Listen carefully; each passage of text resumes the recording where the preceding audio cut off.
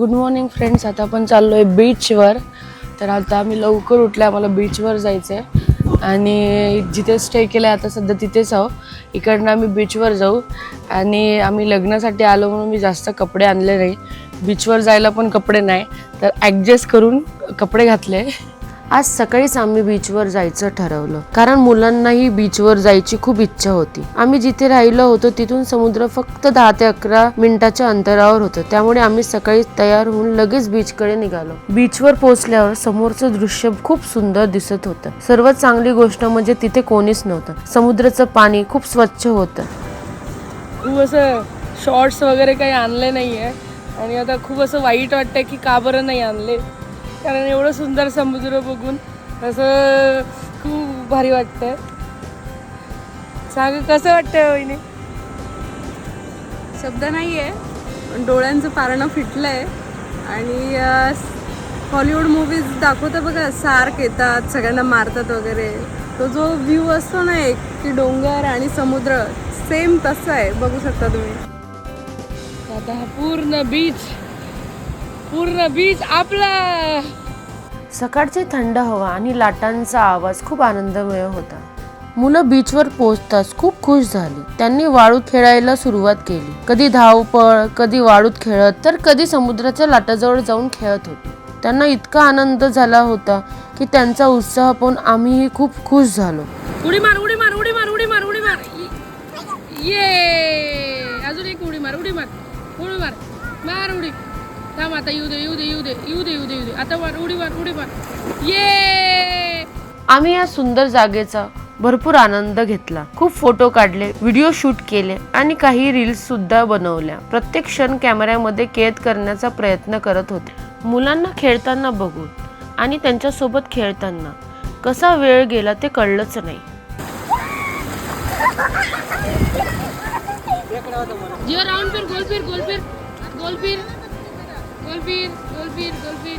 जायचं पण आपल्याला खेळला ना, तुला एवढा वेळ खेळू दिलं ना आम्ही. चल ऋतू बाळा, चला. नाही नंतर येऊ बाळा आपण. जेव्हा परत येऊ बाळा आपण.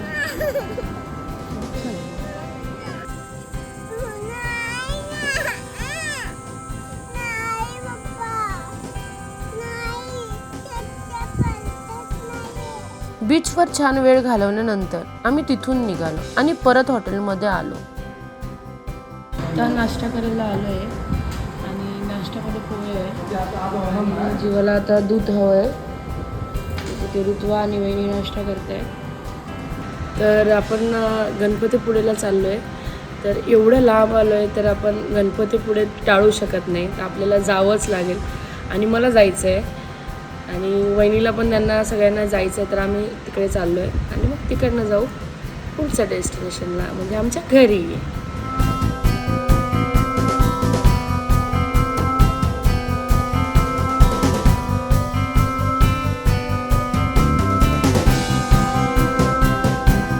थोडा वेळ हॉटेलच्या परिसरात मजा केल्यानंतर आम्ही हॉटेलमधून पुढच्या प्रवासासाठी निघालो.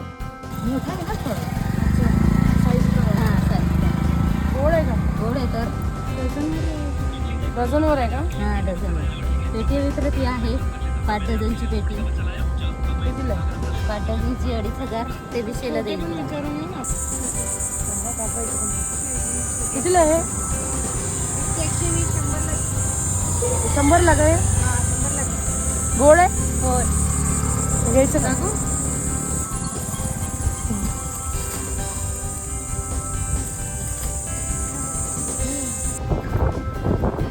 3 मॅगी, 1 भेळ आणि 3 चहा. चहा घेणार आहे ना वहिनी?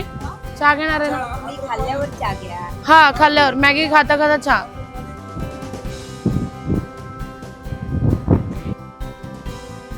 कशी आहे भेळ?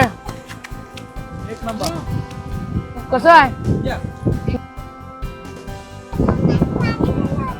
ए थांब, पप्पाला बघावं दे. बघ कशी आहे जीवा? खायची आहे?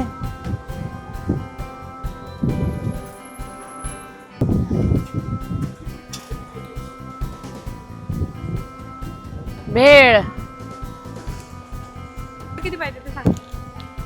4 घेतले ना. हा. आम्ही आता इथे गणपतीपुळे इथे पोहोचलोय. आता पार्किंग शोधतोय कुठे तर.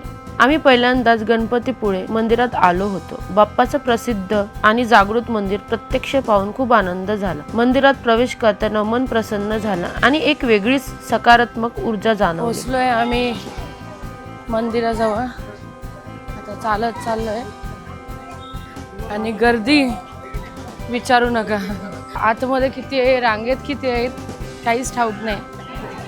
ही बघा गर्दी दर्शनाची. आता आम्ही मंदिराच्या गाभाऱ्यात बसलोय आणि इथली फिलिंग खूप छान आहे. खूप प्रसन्न वाटतंय आणि खूप पॉझिटिव्हिटी वाटते खूप जास्त. आणि रांगेत राहून ज्यांना दर्शन घेता येत नाही ते इथून डायरेक्ट मुखदर्शन पण घेऊ शकता. त्याच्यात पण काही लवकरच होईल मुखदर्शन, जास्त वेळ लागत नाही. पण रांगेत लागले तर 3-4 तास मात्र जाईल तुमचे. मंदिराचा परिसर खूप सुंदर आहे. मंदिरासमोर अथांग समुद्र दिसतो, त्यामुळे इथलं दृश्य खूपच मनमोहक वाटतं. त्यानंतर आम्ही थोडी खरेदी केली, काही आठवणी म्हणून आणि घरच्यासाठी काही वस्तू घेतल्या. तिथल्या छोट्या दुकानामध्ये फेरफटका मारत खरेदीचा आनंद घेतला. खेळणी दाखव तुझी काय घेतली.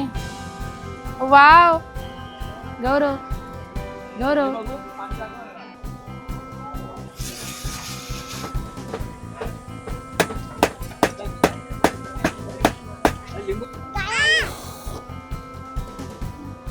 आम्ही गोळा खाल्ल्यानंतर तिथनं निघालो. त्यानंतर आम्हाला खूप भूक लागली होती, म्हणून आम्ही जेवणासाठी हॉटेल शोधायला सुरुवात केली. पहिल्या हॉटेलमध्ये गेलो तर तिथे काहीच उपलब्ध नव्हतं. मग दुसऱ्या हॉटेलमध्ये गेलो पण तिथे फक्त तांदळाची भाकरी उपलब्ध होती. त्यामुळे आम्ही अजून एक हॉटेल शोधलं. शेवटी तिसऱ्या हॉटेलमध्ये आम्हाला हवं ते जेवण मिळालं. तिसरं रेस्टॉरंट आहे. आता आम्ही इथे थांबलो पण आता इकडे तंदूर पण अवेलेबल आहे म्हणून टेन्शन नाही. आम्ही याच्या आधीच्या हॉटेलमध्ये गेलेलो आहे, तिथे अजिबात चपाती नव्हती. चपाती नाही, तंदूर नाही, काहीच नव्हतं. Veg nonveg veg veg nonveg Ritu veg nonveg Jeeva veg non veg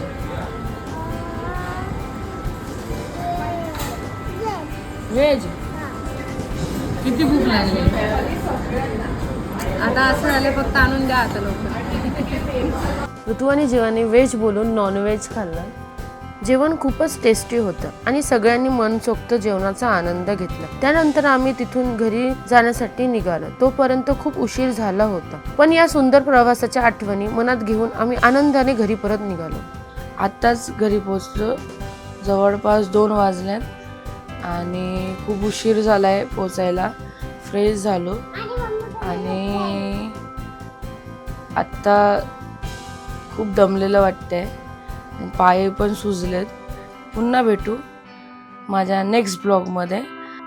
bye bye.